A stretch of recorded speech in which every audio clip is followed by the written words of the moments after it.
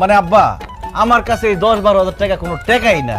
সৌদির বাদশাহ মোহাম্মদ বিন সালমানের কোম্পানিতে আমি চাকরি করছি, 5 বছরে 2 হাতে রিয়াল কামাইছি। সেখান থেকে 5-10 হাজার টাকা গ্রামের বেকার পোলাপানকে দিয়ে দিলে সমস্যা কোথায়? আমার কিচ্ছু কমবো না। সাদিক, আরে কি কষ্ট করস? তুই কি আমার নাম ভুলে গেছস? আমার নাম তো সাদিক না, কামাল। আমার নাম তো আমাল।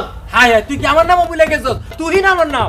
আরে আমি তো তখন নাম কই নাই, আমি কইছি সাদিক মানে বন্ধু। ও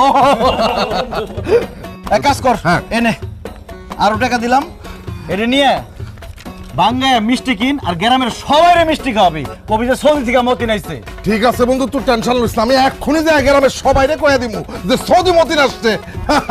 আর ওই তোরা তাহলে কার্টুন আর ব্যাগগুলো ব্যাগ ভেতরে ঢুকাই দে, হ্যাঁ? তোরা ভিতরে ঢুকে সব। যাইতেছি বন্ধু।